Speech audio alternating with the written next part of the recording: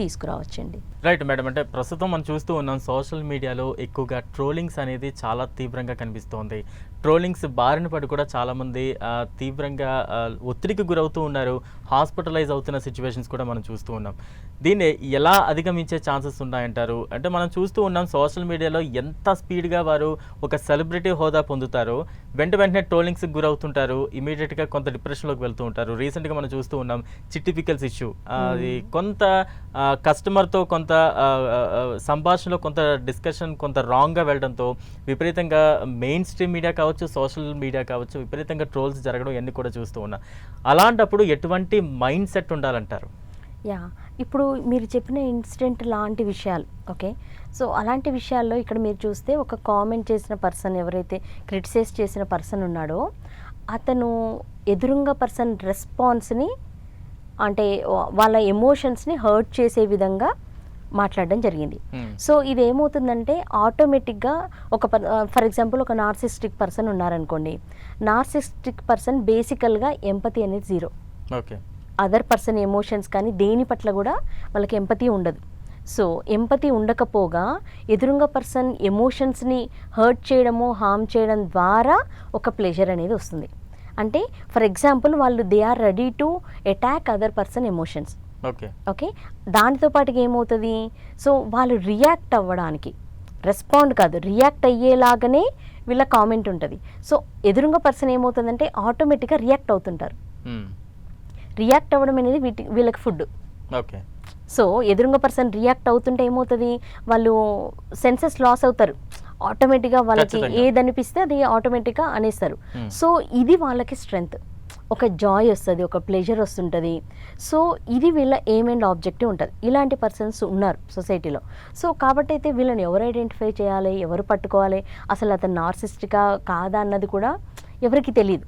So బేసికల్గా ఇప్పుడు ఏమవుతుందంటే సెన్సిటివ్ పర్సన్స్ ఉంటారు. ఇప్పుడు మీరు అన్నారు సోషల్ మీడియాలో సడన్గా చాలా ఫేమస్ అయిపోతారు బికాజ్ ఆఫ్ సమ్ ట్రోల్స్ లేదా నెగిటివ్ కామెంట్స్ వల్ల వాళ్ళు ఎమోషనల్లీ బాగా డిస్టర్బ్ అవుతున్నారు.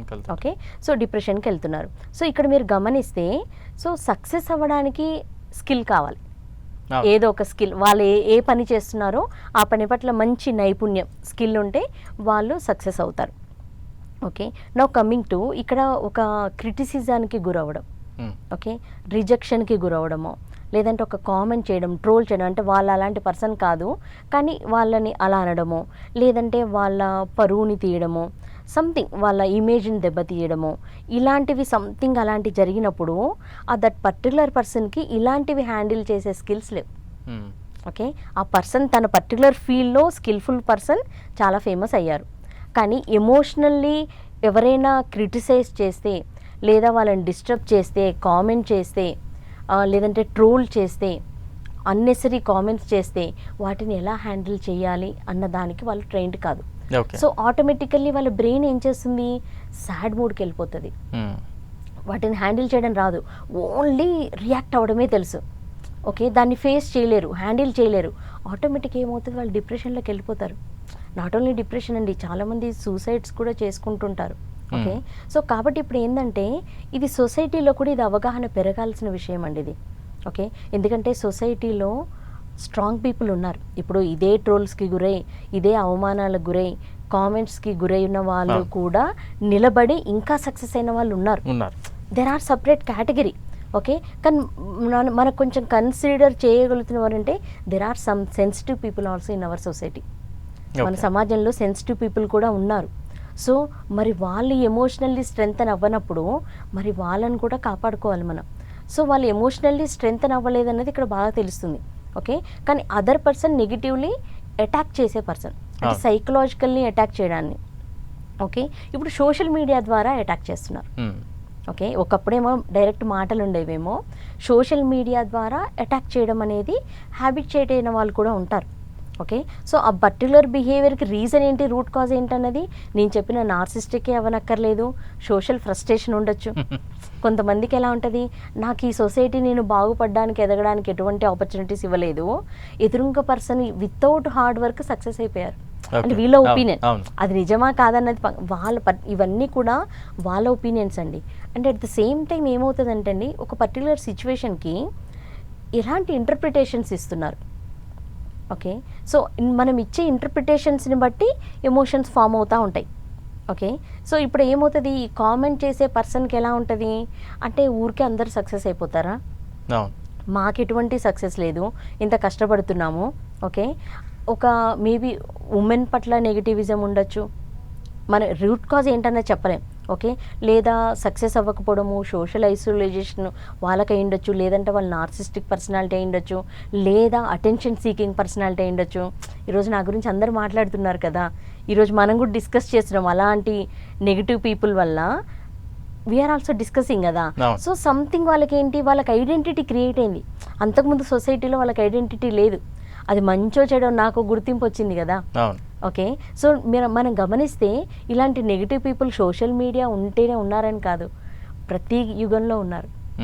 ఓకే, రామాయణ మహాభారత కాలంలో ఉన్నారు. ఓకే, కౌరవులు ఆ టైంలో, తర్వాత మనకి రాముడు రావణాసురుడు, అంటే హిస్టరీ చాలా ఉంది. అంటే ఏంటి, ప్రతి సమాజంలో ఇలాంటి వాళ్ళు ఉన్నారు.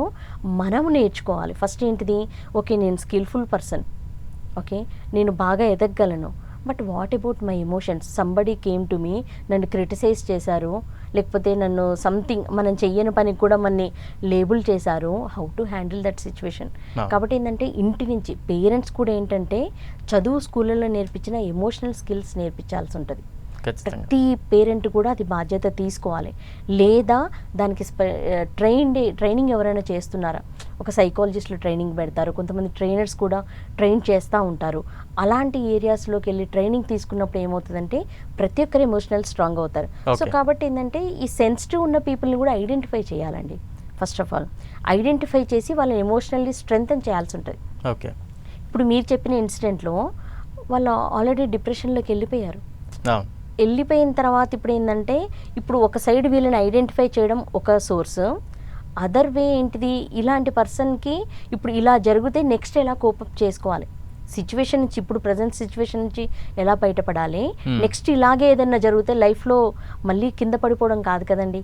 అలాంటివి ఏం జరిగినా కూడా మన లైఫ్లో ఎదుగుతూనే ఉండాలి. ఇప్పుడు నెగిటివ్ పీపుల్కి ఏమవుతుందంటే, నేను కింద పడిపోవడం అనేది ఫుడ్ ఆనందం వాళ్ళకి.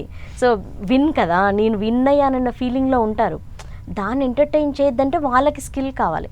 సో కాబట్టి ఇప్పుడు మీ టాక్ ద్వారా, ఇప్పుడు మీరు అడిగే క్వశ్చన్స్ ద్వారా కొంతమందికి కొన్ని సొల్యూషన్స్ తెలియాలి. ఓకే, మన బ్రెయిన్ కూడా ఏ డైరెక్షన్లో వెళ్ళాలన్న దానికి నేను ట్రైన్ అవ్వబడి లేను. సో నా బ్రెయిన్ సపోర్ట్ చేయదు నేను దీని నుంచి కోపప్ అవ్వాలన్నది. సో అది మనం సపోర్ట్ చేయాలి.